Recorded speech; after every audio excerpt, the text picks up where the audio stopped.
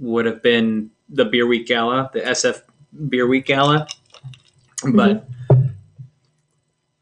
it took me, like, I kept forgetting Beer Week's about to happen. And it finally got to it.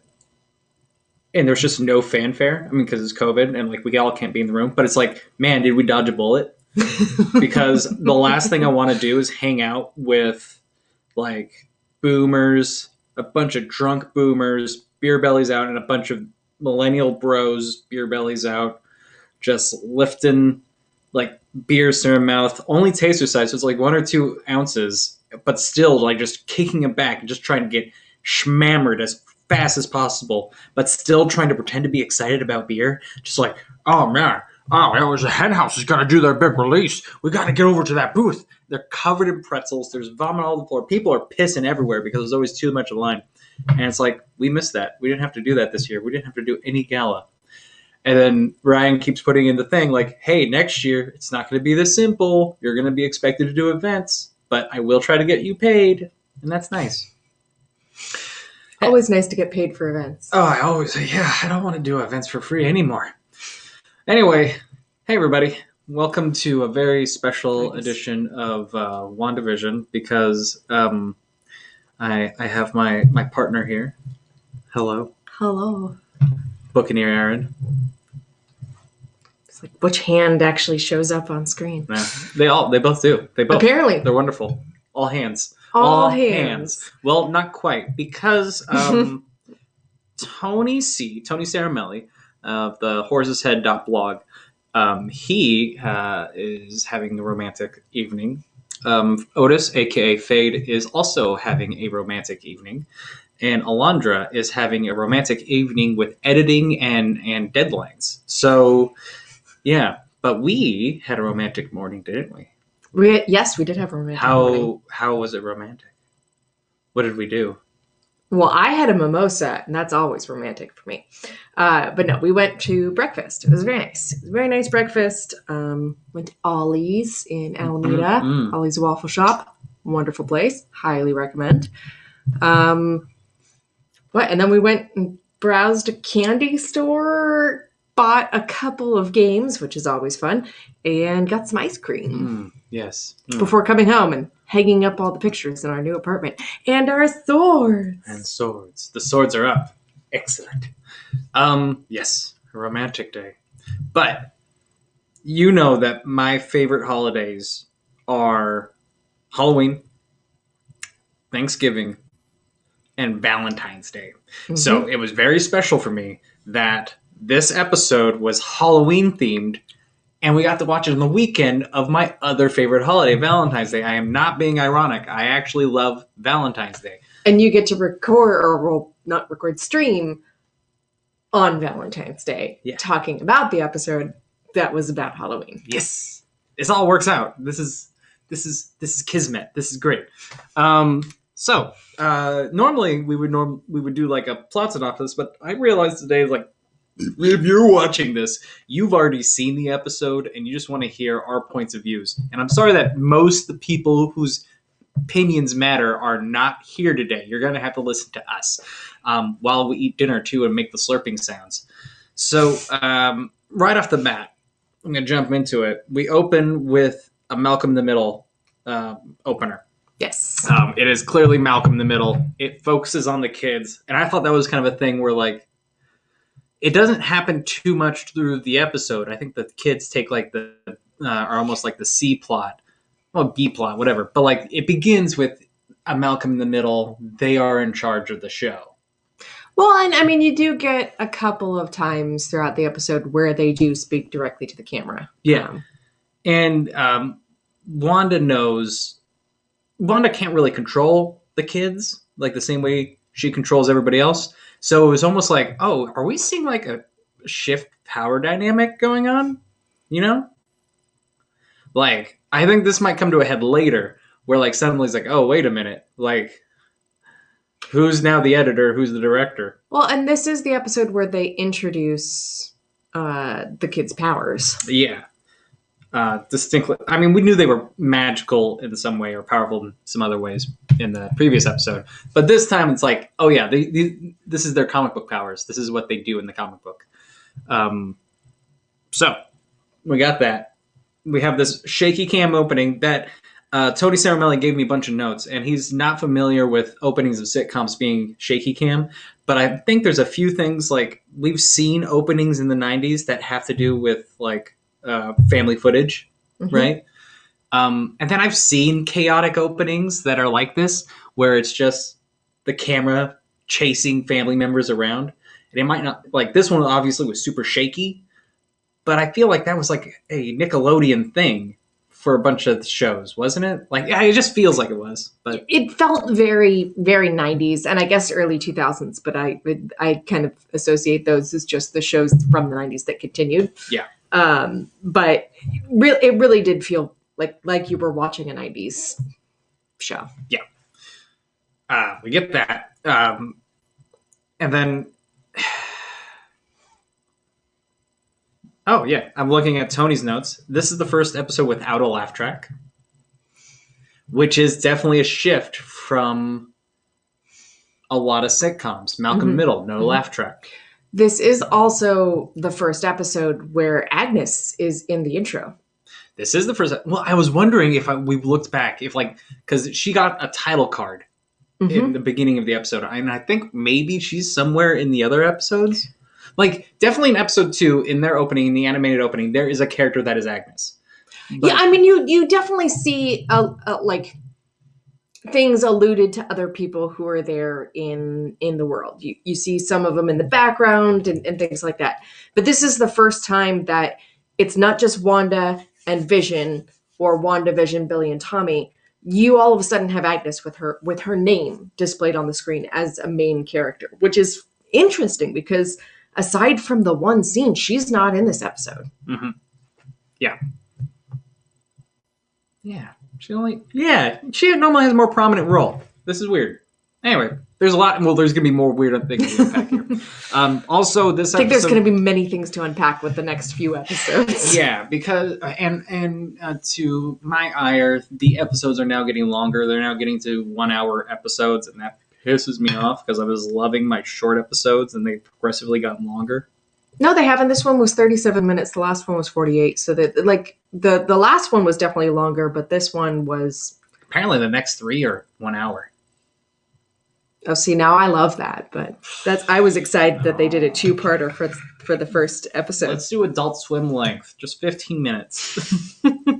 So we get this opening, and it's Halloween. People, they're all getting dressed up. We see Tommy is in what is definitely his costume in the comic books as Wiccan, and then we see. I think isn't Billy the one who's? I don't know. One of the twins is Wiccan. Anyway, the other one who's Speed looks like Quicksilver, and I don't remember like in the Young Avengers, what his costume looks like because I've never read the Young Avengers and I don't know it very well. And then we have Pietro being again another I think 90s sitcom thing as like a deadbeat uncle or an uncle who's definitely living there. I mean, I'm thinking like he's crashing on the couch. Like everyone loves Raymond, like. His brother lives downstairs. And I guess I never actually watched Malcolm in the Middle or most of the sitcoms that have been featured. But I guess there is an uncle or a bad influence sort of character from Malcolm in the Middle that he's definitely being portrayed as. The older brother in Malcolm in the Middle is definitely the one who's like a rabble-razzler. And it's not till like later when he becomes an adult. That was how the dynamic was. Cool. So we see they're going ready to do their thing. Vision's in his costume outfit, which I love the excuses they have for it. They don't make an excuse for Pietro's outfit at all. He just does a thing. He's just wearing, he gets in costume because Wanda asks him where his costume is. And he's like, fine, I'll go get a costume on. He gets him on. Wanda's dressed as a Sokovian fortune teller. I was like, that's great. Excellent. I love it. And then Vision comes down, says something really cheeky. He's because she's like, you put that on, and he says, that's the only thing in my closet. I think that was supposed to be a biting remark, which then he spins it as a flirtation. It's like, you are incorrigible because he has no clothes. It's like, naughty, naughty. But it's excused as a Mexican wrestler outfit, and that's secretly Wanda's things. One of Wanda's things. Kinks. Anyway, Wanda lies. I mean, not Wanda. Vision lies. He's going to go do Watch. So we have Pietro, and he's like, hey, it's all good. I'll be a parental influence. I have the XY chromosome. Okay. So I'm going to jump right into it. There's been a lot of conspiracies, and I think we're at the forefront of, it's the devil! And I feel like we're going to see this a lot, and it's come up a lot online, that Quicksilver is Mephisto. And I'm going to break this down later into a whole other thing.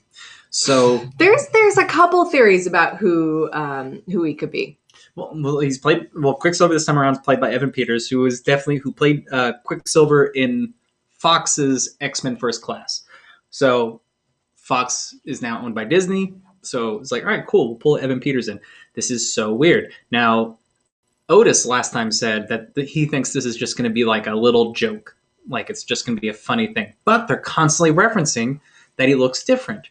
It's not like the joke was they recast Pietro. It's like, no, they are totally aware that this is not Pietro. Well, I think it actually, because if I remember talking to you after you guys streamed last week, it didn't really come up, the whole like recast sort of thing being very sitcom-y. It was like one of the few things about sitcoms I actually knew, so I got super excited about it being like they pulled a Darren from like Bewitched, where they just recast him, except in this instance there's nothing said about it, or like it's not just kind of glossed over. They actually keep bringing it up. Well, the devil in the comic books, Wanda's kids are made via the power of herself and Mephisto, and Mephisto being just the devil character, I think he's coming into like kind of like, oh, I gotta come here and father my children. Here we are. There's also like choice lines later when they're trick-or-treating. He says, go unleash hell, demon spawn. What? Also his costume. Now, I know in the comic books, Quicksilver, he's got this like platinum hair that goes back like this. But through the entire episode, Evan Peters' hair is like slicked back, except he's got 2 points up like this. He looks like the fucking devil the entire time. It's just like, Wanda, I don't know what's so weird. Like, man, this is Westview is a hell of a place. Oh my God. So there's a lot of things there. Anyway, they go trick-or-treating. Herb's there. Herb is second running for Mephisto, according to Tony Saramelli. He says Mephisto 100%. He says a weird thing where when Wanda is kind of upset about finding out Vision's not actually on patrol, Vision's doing his own little side quest. He says, like, is there anything you want to change? And again, I'm getting a lot of Twilight Zone vibes. But we also got that from Agnes in the last episode where she's like, should I take that again? Yeah. She breaks it down. And I think the only other time we really see them outside of character is when Wanda's in labor. So she's not able to focus and everything. So she's a little bit distracted. She's now got the kids. Her dead brother's just shown up. Vision's acting weird. I think she's just like losing the little like extra control, but I still think somebody's trying to wrestle it from her. And so these things are coming up as someone trying to like needlepoint their way in there. So what I'm thinking is more like these people are on autopilot. Even Pietro mentions, oh, you got their base personalities are basically intact. You kept family groups together. So I think it's not so much that he is suddenly in control of himself when he says, is there anything you want to change? I don't think Pietro is a Wanda creation. Anyway, so I don't think Herb and Agnes, they're always under Wanda's control, but it's autopilot. She's not concentrating, and when she's not concentrating, they're acting like just servants to her. They're fulfilling the fantasy. Again, like an actor, like, do you want to take that again? almost like a set dresser. Oh my god, he has the hedge trimmers. He's a set dresser. He's dressing the set. He's constructing the set. Is there anything you want to change? Herb makes the stuff. Agnes just acts. Oh my god. Oh my god. I really don't think so. I think so. I don't know. I think as their neighbors, they're playing a stronger role, so their personalities have to be. They have to have some of their own free will a little bit, so that they're not just a trope. Yeah, you got to put them on autopilot. That's what I'm thinking. They're on autopilot. Anyway, we get from that. Shenanigans occur. We cut to things going on in S.H.I.E.L.D., which turns out it's the same night as the previous episode. They come right in with the drone. So the drone, the missile with the drone, which is apparently has the Stark logo on it. The drone that shot a missile? It's definitely just the drone that she brings in, not the missile. We don't see the missile. We never see the missile. I don't know. The people. So I was reading a bunch of other people's things online. Most people referred to it as the missile. Okay. And it said Stark Industries. All right. So they bring it in. So it's literally the same night. And at that time, the next episode's playing. You can see it on the TV screens that it's the Halloween episode as all this is happening. So the timeline is real quick. Monica Rambeau, Jimmy Woo, and Darcy all get kicked out. They hijack some uniforms. They hijack ponchos, which is something Tony mentions. Like, they literally knock out the guards, but they do not take off the guards' clothes. They just grab ponchos and a cap, and that's all you need. Cool. Now they're going to go on their little adventure, try to figure out what's going on. What's Hayward really hiding? Hayward's being suspicious this episode. No, he's just being aggressive. He even says some choice words, which are like, stingy towards Monica. Like, good thing you didn't see your mom die. You wouldn't handle it. Or you don't handle it. Or no. Hayward's definitely got other things going on. Oh, yeah, he's totally got Darcy's able to lock through his firewalls, find these missing files that are some sort of weapons program. Before we get to that, we cut back to the town. I just find it amusing that you immediately say, I'm not going to do a recap. You're recapping. Well, no, we're going in order of what happens in the episode and extrapolating from that. And this is a question I have because we cut back to the town and Vision's walking around, and the farther towards the outskirts of town he goes, people are not being used. Yeah, they're more like extras. They're further and further and further from Wanda and her family's immediate vicinity and control. She doesn't know where Vision is, which I find interesting because I feel like if she knew where Vision is, she would be exhibiting more control or there would be pressing play or something.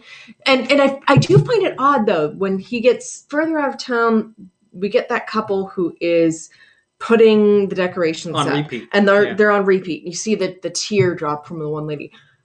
But the trick-or-treaters are running around like normal. Like, they really are just background stuff. Like, you're not supposed to notice them. Mm-hmm. They are just being treated as extras. Yeah.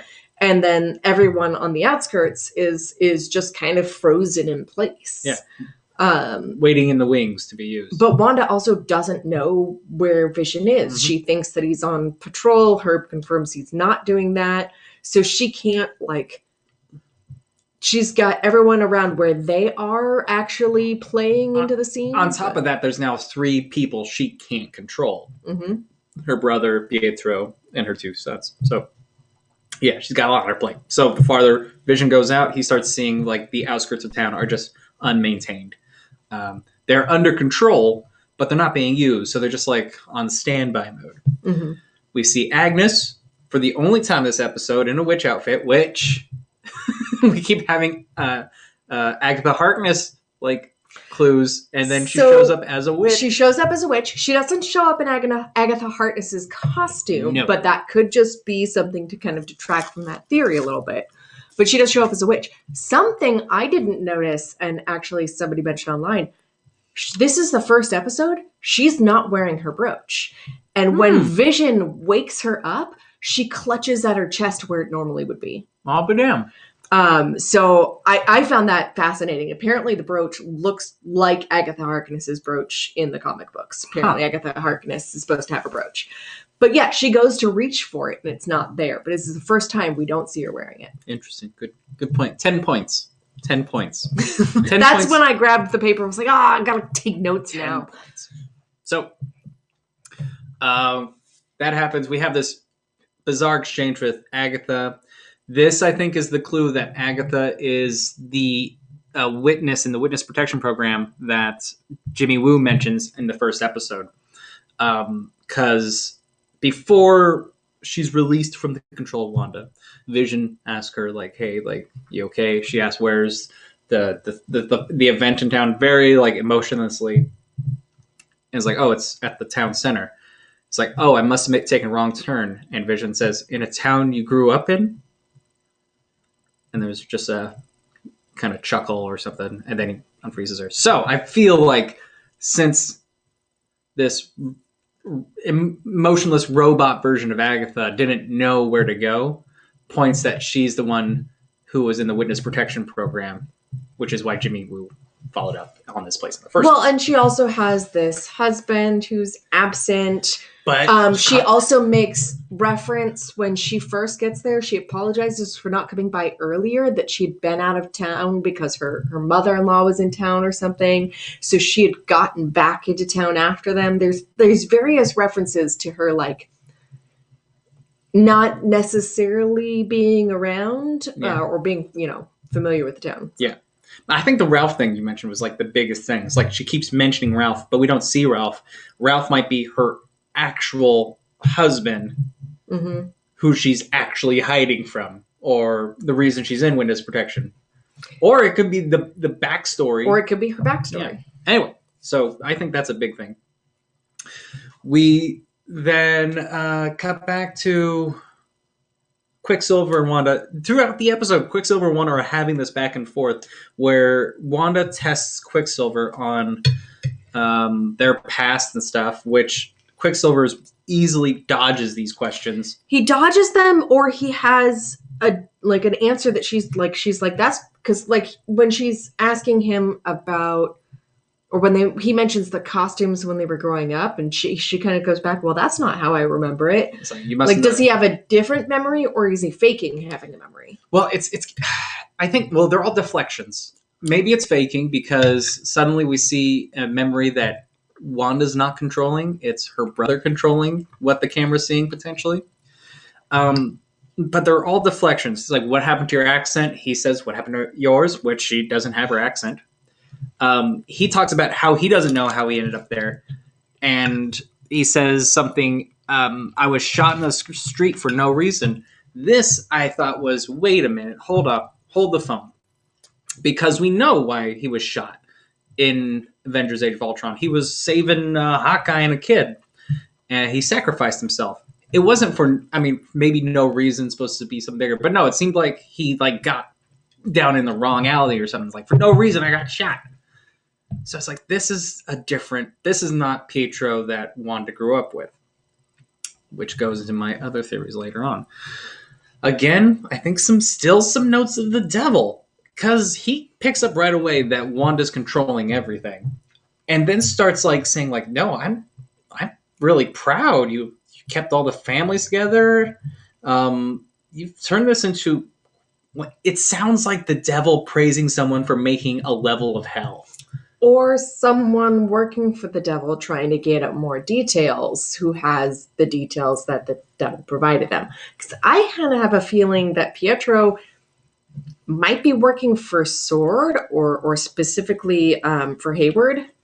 And Hayward might be. We'll cut into that at the end, because that's a big one.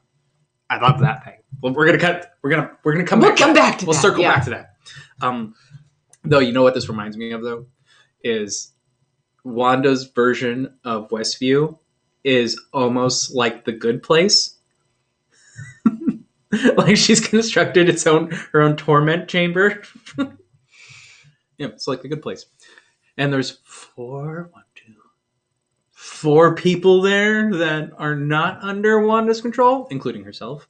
Oh my, she made her own good place. This is just The Good Place. We're going to find out at the end. It's hell. Done. Easy. Close the book. I think there's a couple things we might find out. Yeah, whatever. So, we got that. Around. How's your dinner, by the way? Thank you for making it. You're welcome. It's food. Yes.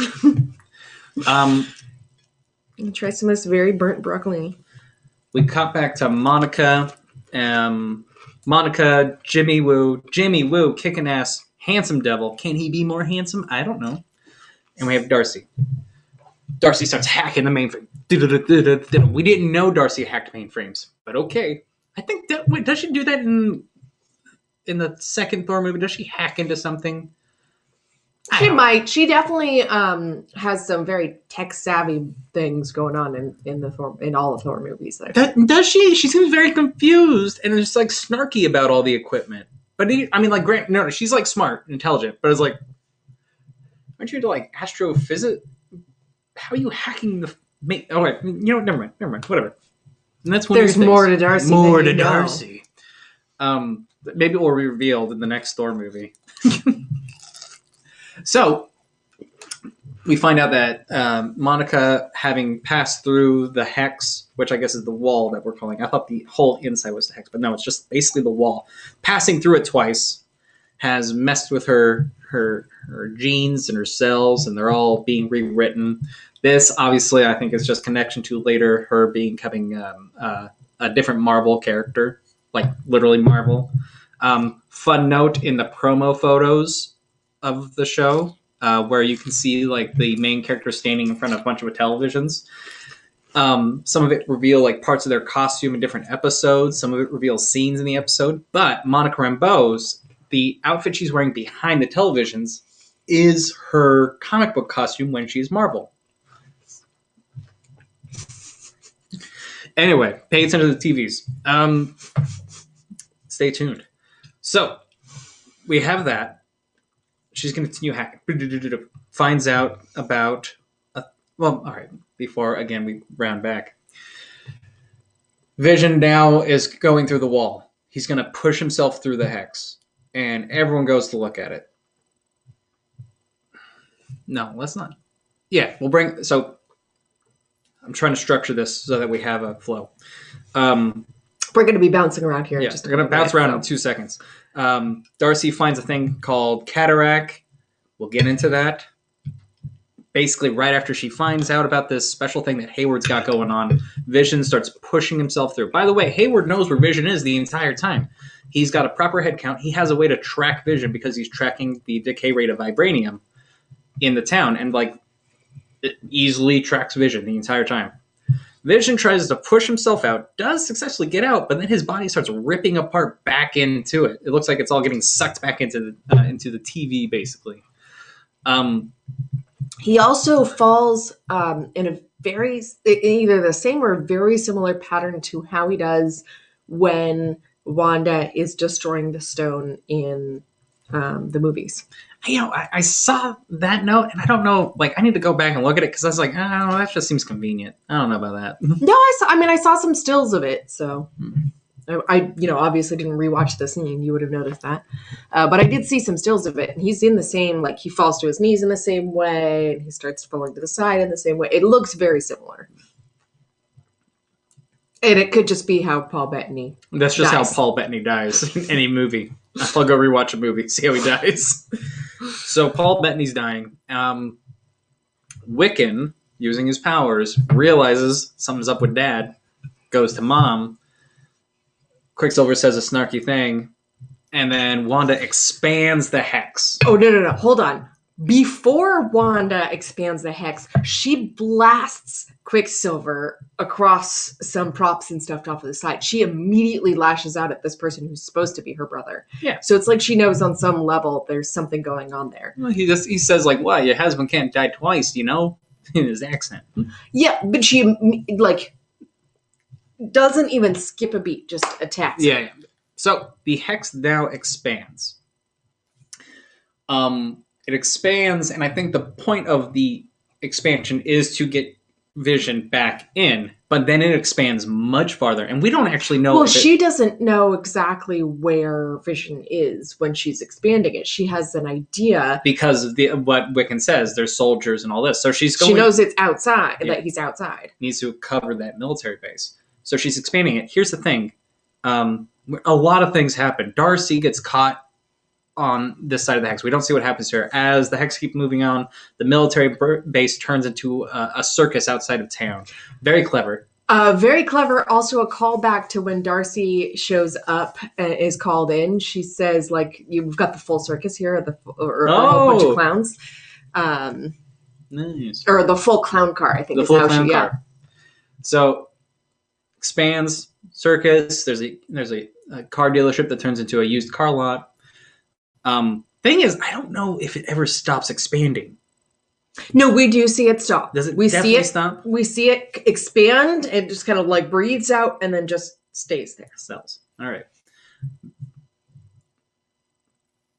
Don't worry, Jimmy, Will, and Monica are not stuck in the thing. They were driving out. As far as we can tell. As far as we can tell, because they were driving away from it to get into the special vehicle to get back into the hex. Meeting her contact. Some guy that we don't know who they are. Potentially Reed Richards.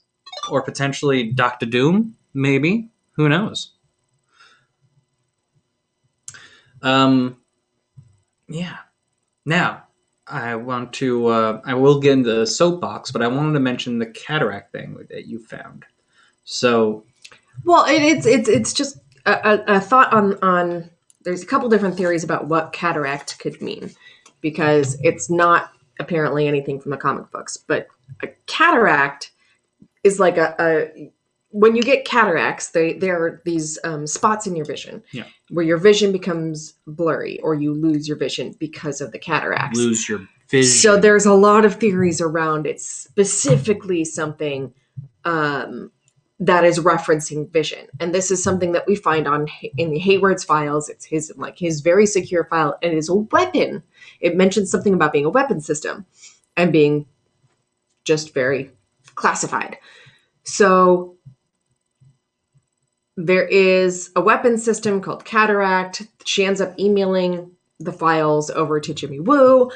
But yeah, cataracts are loss of vision. But it could also be just maybe they're trying to control vision, or they're trying to like keep an eye on vision. I mean, when you think about it, Sword had Vision's body, and Wanda stole the body from Sword. What were they doing with it in the first place? But also, when your eyes have cataracts, they look kind of exactly like the eyes have looked when we've seen the flashes of Vision and Quicksilver as dead bodies. And there was something else I was... Now I've lost my train of thought. So here's the fun thing about all this. What? There's been some speculation that cataract might have to do with the Sentinel program. All right. No. Okay. So so I saw that little thing about the Sentinel program being tied to what Hayward's trying to do. I don't like that. I think that's kind of a loose jump, but I do like the idea of it's almost like in Superman 2 or 3, where the Russians make like an anti-Superman, or like Lex Luthor makes an anti-Superman. Well, and that's so there's people who there's a theory that it is the start of the Sentinel program. Not that he's trying to use it, but like maybe this could lead towards it. Like this is the pre-step or something. Yeah, but that's also jumping a lot of leaps.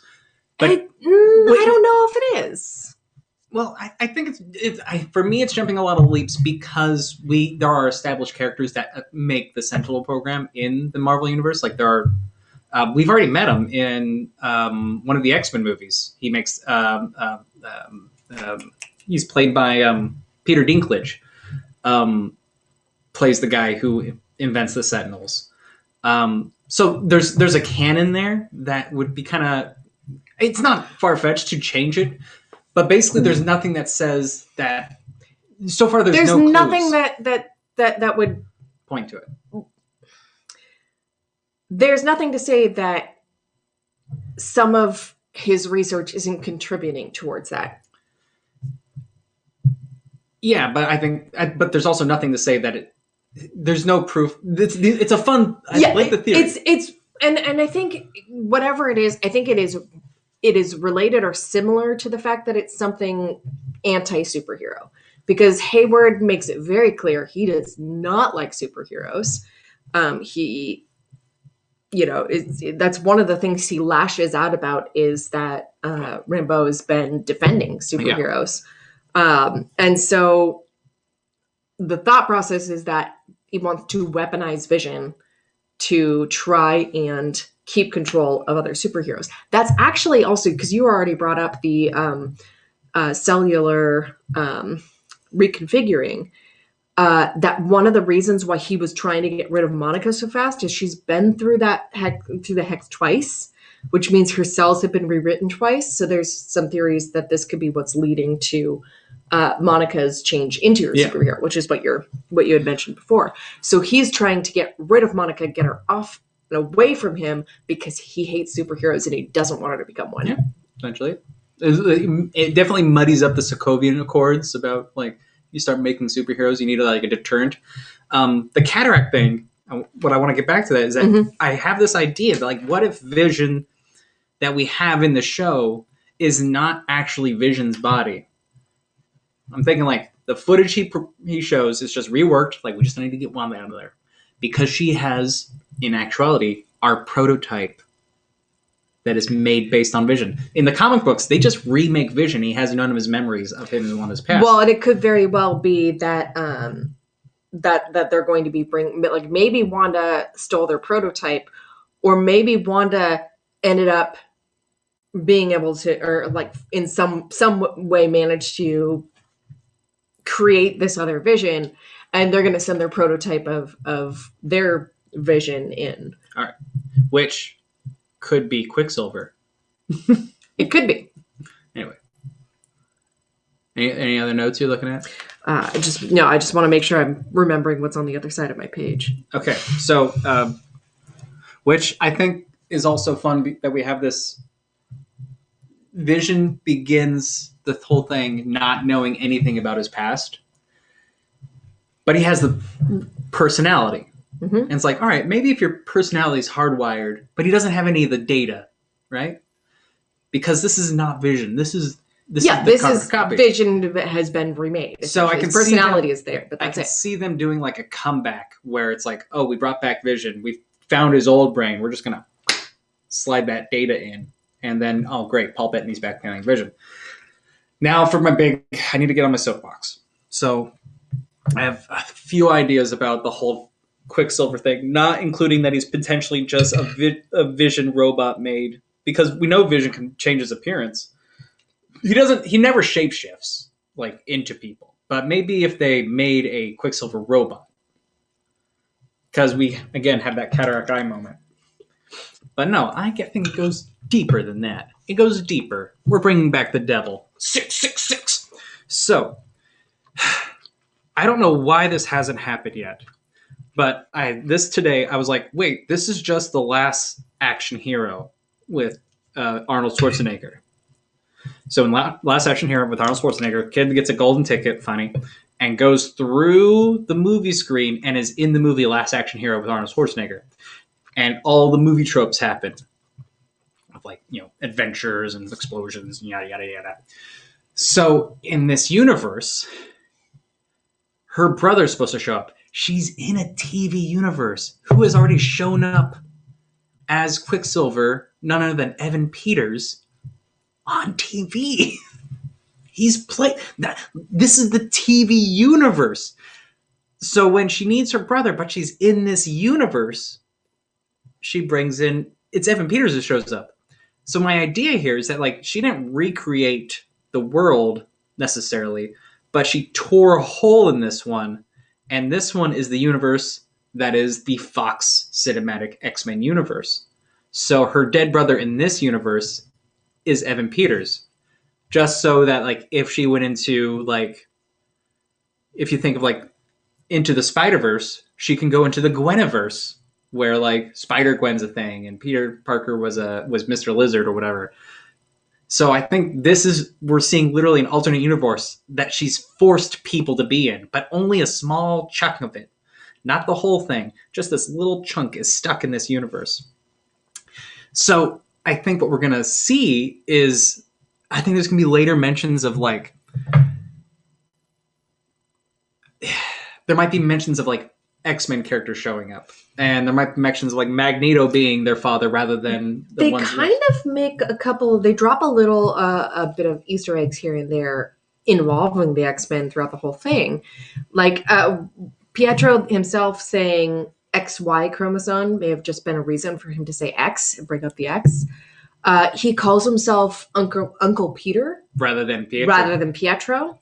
That's because that's an Fox X-Men thing where he's Peter, not Pietro. No, I was just like, nah, this is too much of a stretch when you're telling me about this theory before. But now I'm reading up more things because I am not familiar with Marvel or X-Men. Now that I'm reading up some other things, I'm seeing more of the similarities and understanding more of why you've gone down that rabbit hole. But yeah, they definitely kind of bring up bits here and there that allude to the X-Men. Now, some of the theories are also... Wait, my soapbox isn't done. My soapbox isn't done.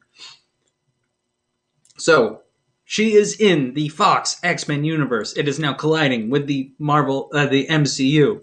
Here's the issue, though. Quicksilver. We need Quicksilver to show up here. He's been killed. He says he's been shot, and now he's here. Wait. I know. That's because Mephisto, the devil, 666, kills Quicksilver, possesses his body, and then goes into Westview. Because he's like, ooh, I need to shake it up because I want to father my children. But I just can't show up as Mephisto. I know. I'll use the carcass of her dead brother from this universe and show up in here. Boom. Quicksilver is Quicksilver from Fox's X-Men, but possessed by the devil. I really, really don't think it is her. Now, granted... Or it's her. Or it's all her. Now, granted, Wanda is supposed to be someone who can access the multiverse. Not just the place that she's in. Yeah, And apparently... The Doctor Strange show that's going to come out, the Multiverse of Madness movie features Wanda. Yeah. Wanda's going to be in there. Yeah. So I don't think you're making too much of a stretch. However, I think also, Wanda is rewriting their cells molecularly, right? It's not like anybody who kind of comes in or goes out, their cells are changing. Mm-hmm. So I don't think she's actually creating a portal into an alternate universe. I think she has created this kind of sphere, this almost like a biodome, and is just shaping it.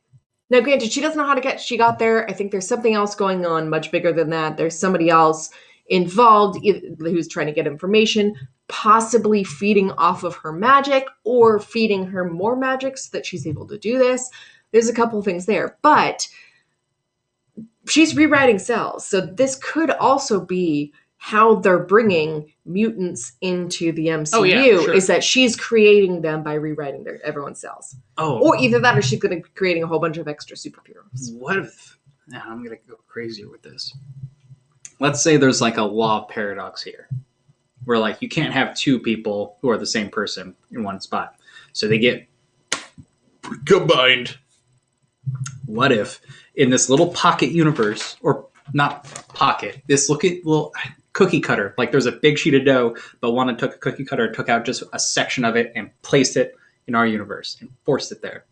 So that when things go into it, Monica Rambeau isn't gaining superpowers. Her cells aren't being rewritten in a way to give her a superpower. She's not like going in and out and getting changed. She's going in and turning, and the Monica Rambeau in that universe is melding with her without knowing. It's like how Doctor Strange can like have all the memories of all the Doctor Stranges in all the multiverse by looking through them all.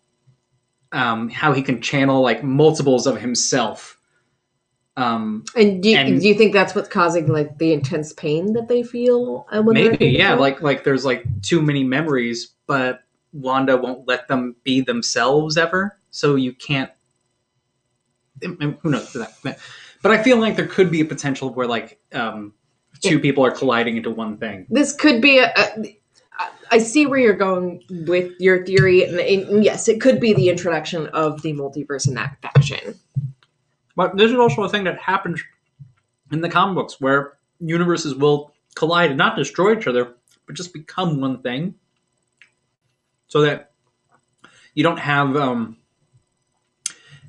instead of like, you know how in the Into the Spider-Verse they all remain separate, but they're slowly degenerating because they're not in their universe.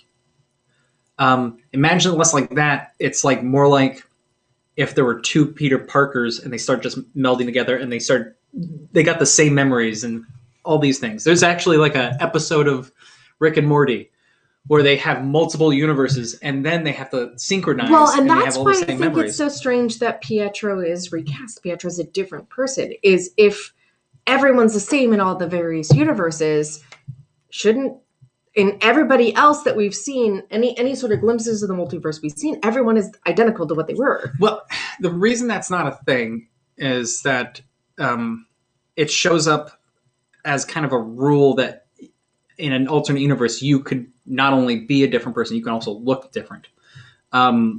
So there's an alternate universe where there's the idea in Marvels is that there's multiple universes where maybe like Wolverine never got adamantium claws, whatever. That doesn't seem very crazy.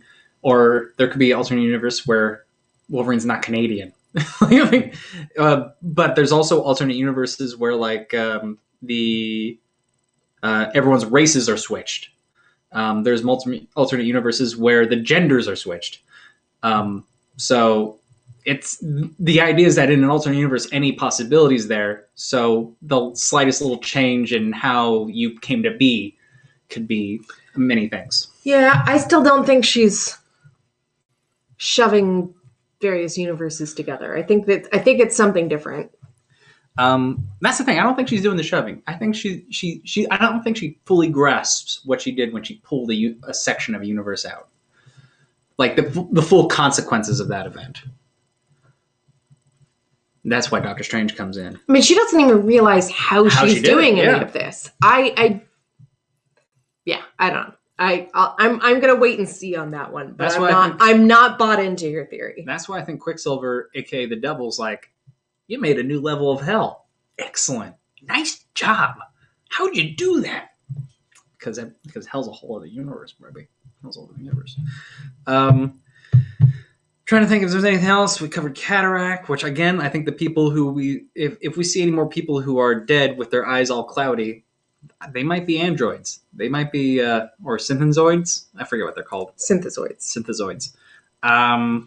Let's do a little recap of our notes. If I had anything else I wanted to add. The only things I have left in my notes are the commercial. Oh, okay. Let's save the wrong turn. No, I think we got it. Did you go over all of Tony's notes? Tony's notes. Let me get Tony's notes real quick because I know everyone. This is the only reason people tune in for Tony's notes. It's the only reason I watch. Oh, I'm gonna. All right. Let's see. The movie playing at the all right. So Tony has a lot of like allusions and stuff. He talks about the sitcoms opening. Definitely a take on the Wonder Years and Alf, just with camcorder stuff. Among other allusions, the double feature at the movie theater is The Incredibles, a superhero family trying to be normal, which also has a similar super speed, and The Parent Trap, twins trying to get their parents back together. The other thing with The Parent Trap is that it is twins who had been separated coming back together, which is also, it fits both with Wanda and Quicksilver as well as her sons. Also, all owned by Disney, good synergy. The movie playing at the town square is Night of the Living Dead, and he thinks that puts my theory back that everyone is dead back on the plate. I'm stepping away from that theory. Yeah, I really don't think everyone's dead. But again, we just got a second dead guy. Maybe everyone is dead. No, but unless somehow they have died because this hex was created, I think that theory is just completely bonkers. Think about Because there's selective amnesia of the people who live nearby, but they're able to identify the living actual people with no death records of all the people who are cast as different characters. Well, let me give you this. Sure. Let me pose this to you. Have you seen any of them eat or drink water? What if we're watching the sitcom? Do you normally see people eat or drink water? First episode. They were eating breakfast, and yes, we saw them eat. So one of the things, like, man, what if like she stops controlling their minds and they suddenly go back to normal and they all just drop dead because she's been controlling dead people this entire time? Whoa, man, how messy would that be? All right. Monica says, if Wanda is our problem, she has to be our solution. Huh? That's like me saying if drinking is my problem, then drinking is my solution. Good point. Sword, ponchos, and caps instead of completely knocking out the dark guards and taking off their clothes. He watched the episode twice, and the ending gave Tony chills. Discussion questions. Will Evan Peters replace Gina Carano on The Mandalorian? I don't think so. Unless there's an alternate universe in it. Can Wanda make a rock she couldn't lift? Wanda doesn't make anything. I mean, no, I guess she is making things. I think she would be lifting it with magic, so I don't think that's even a real. We haven't seen her lift anything like really, really big, you know. Like, what was the biggest thing she's lifted in the things? Didn't she lift like an airplane and throw it at somebody? I don't remember. She doesn't lift Sokovia. That's a giant. Anyway, maybe I'm gonna put a maybe on that. Why is Jimmy Woo so handsome? Jimmy Woo is handsome because he's breaking Chinese stereotypes as far as leading men. We don't get, I mean, I think that's classic. I think in Ant-Man he's done as like comic relief, which is has been used as a stereotype for. He's also just even in Ant-Man, he's chill. Yeah, he actually listens to people. And works with people that he believes to be of help. He's almost like who's the agent in Twin Peaks that Kyle MacLachlan plays? He's almost like my first Agent Cooper. Agent Cooper, he's like just positive masculinity as opposed to toxic masculinity, just like encouraging people. Like friendly, does not like speaking ill will, super polite, throws a punch though, knows magic card tricks. I think with Jimmy Woo, it is like he's aware. He is very aware of the various things that are going on, the things that are weird and everything. He's really on it. He knows his stuff, and he can kick some sword butt. He can kick butt. Or sorry, sword. He kicks sword butt. Yeah. But I think that's also a thing to look at, is that at no point is he ever toxic.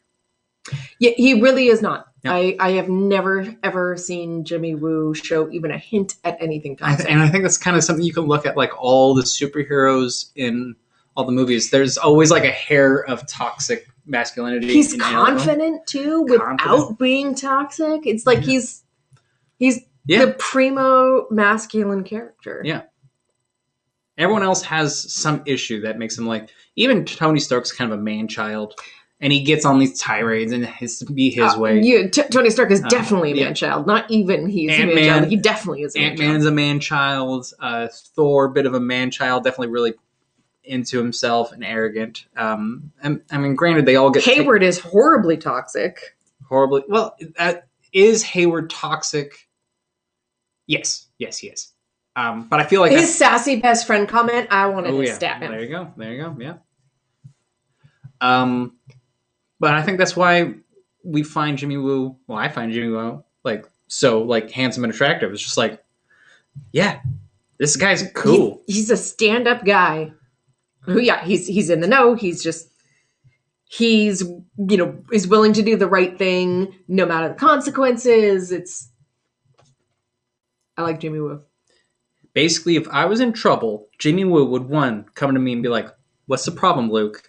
And then I would tell my tale, and then he was like, "Now, Luke, I will help you with this. but what's your part in the problem? And I'm like, Jimmy, oh my God. See, I don't think you would even need, I don't think Jimmy would even need to ask you what the problem was. He would just know. Maybe, yeah.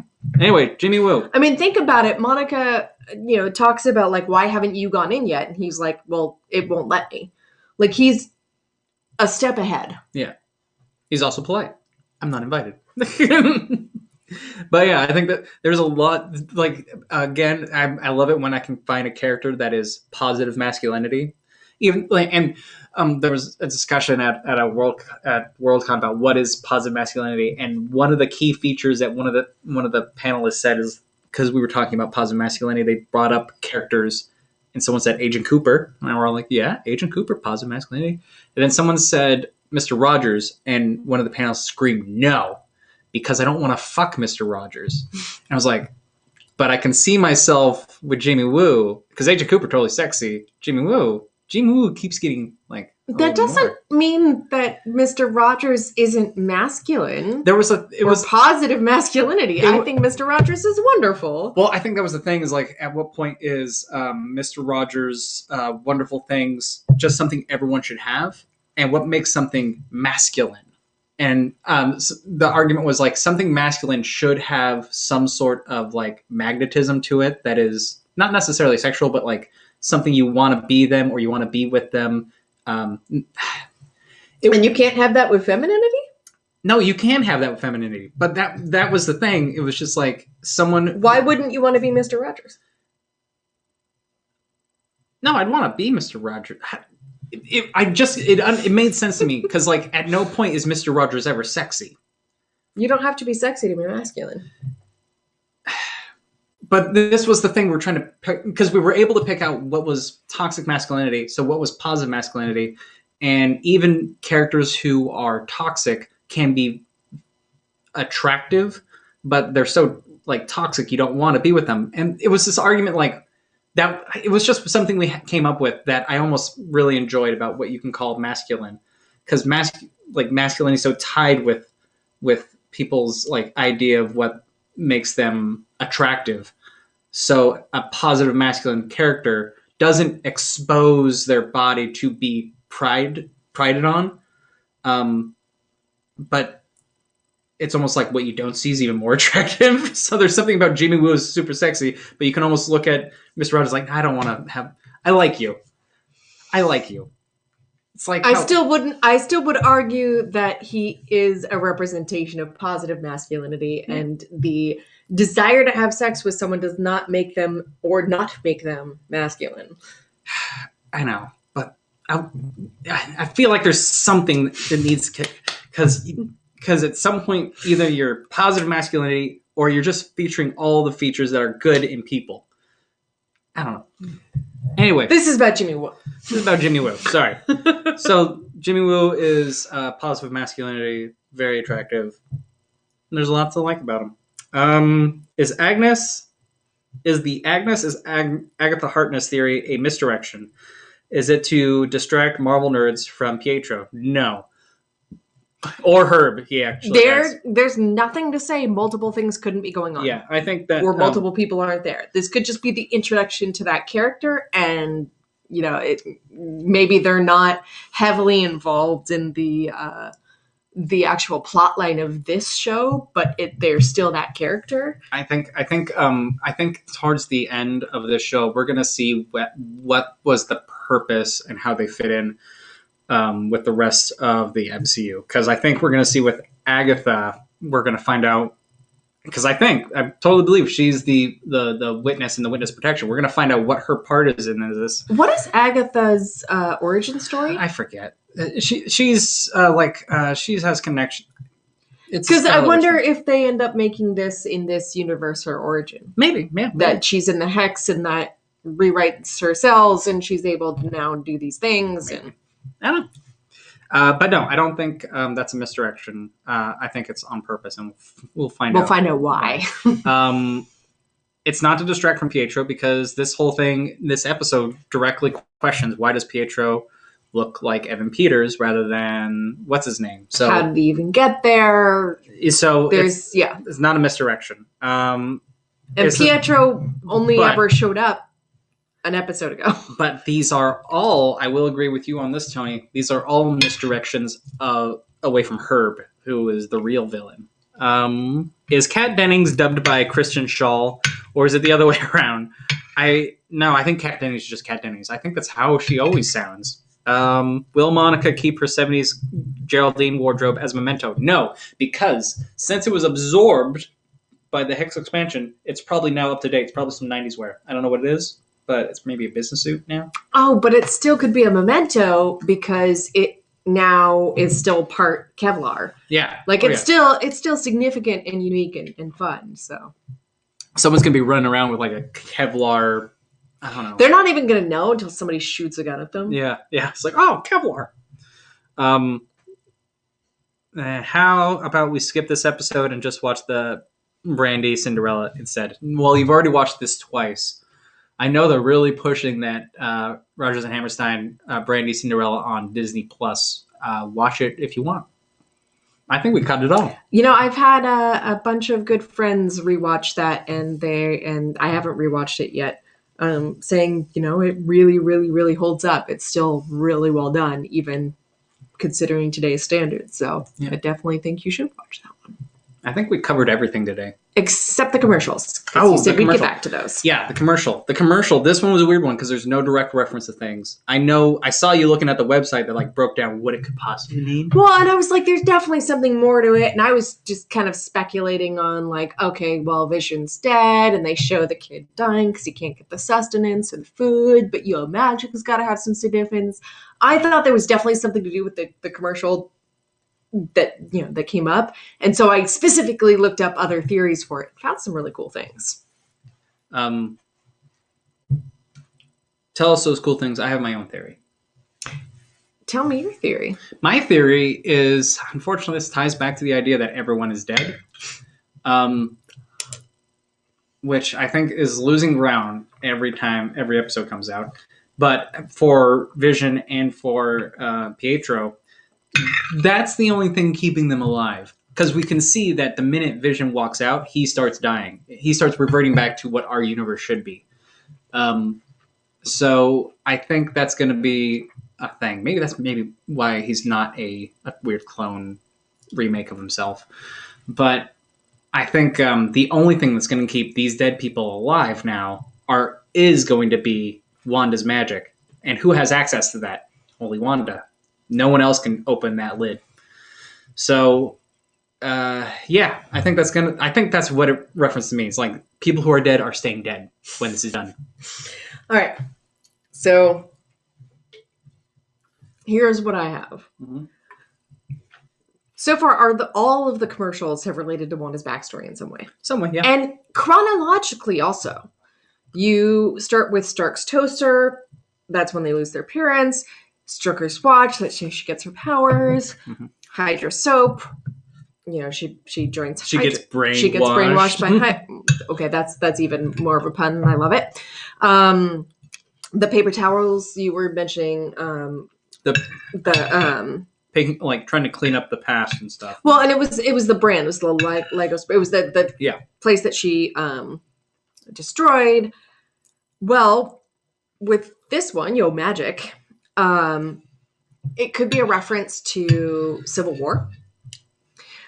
Because after the explosion, she kind of has to live with her mistake and everything, has a bit of survivor's guilt, and has to remain at the Avengers headquarters indefinitely.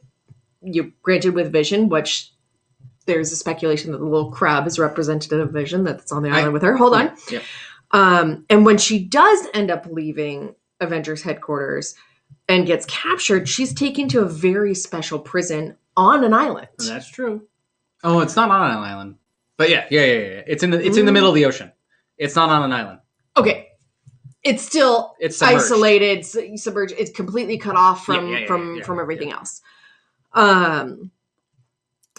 Also, the commercials so far could all be tied to the Infinity Stones, one in each. So you've got the toaster, which looks kind of like Vision's head, representing the Mind Stone. You've got the watch, which would be the time stone. You've got the Hydra soap, which is a little blue cube and looks kind of like the Tesseract or the Space Stone. The paper towels are cleaning up a red liquid, which could be the Reality Stone.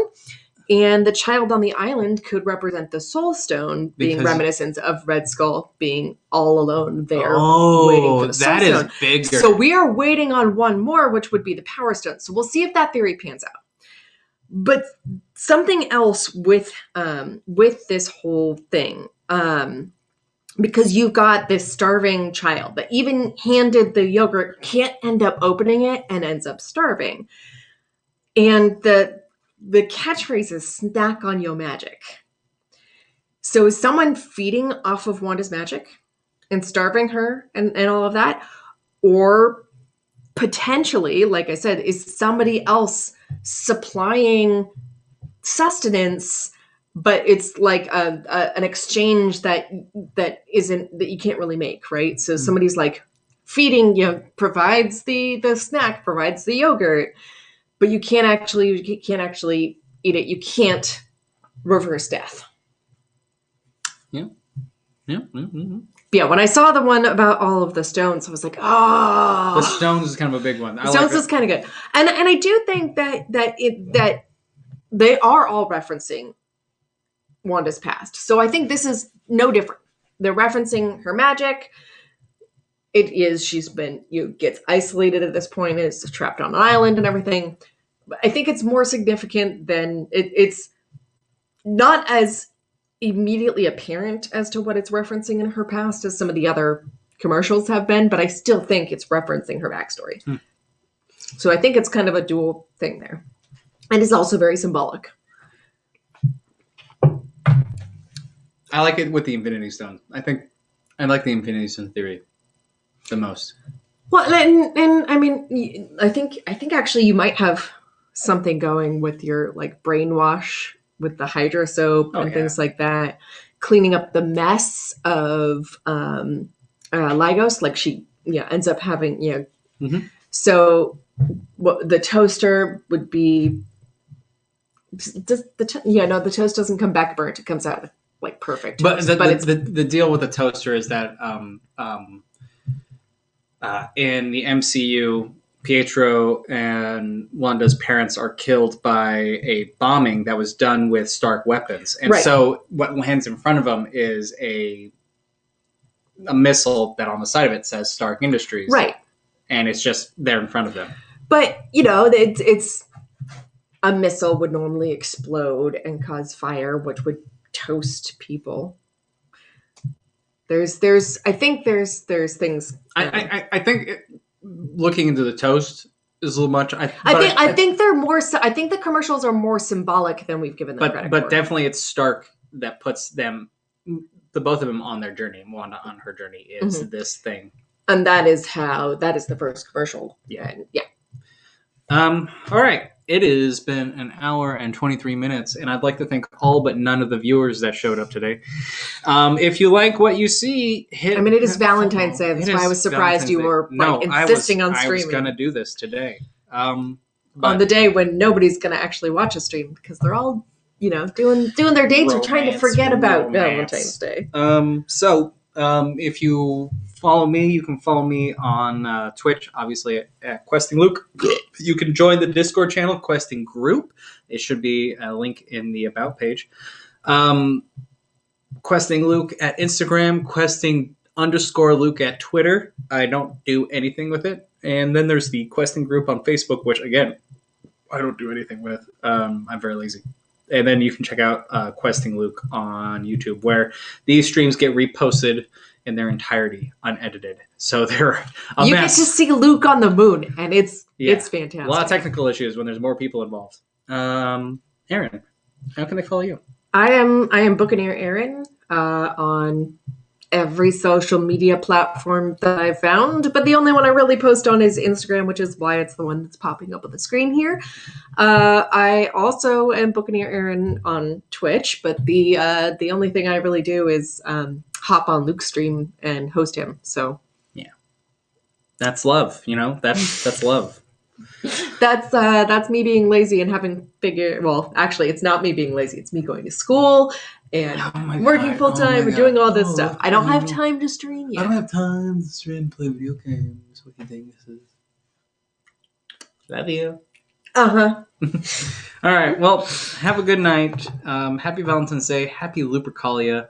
I hope you smother yourself in milk, blood, and honey and run around wild. Good night.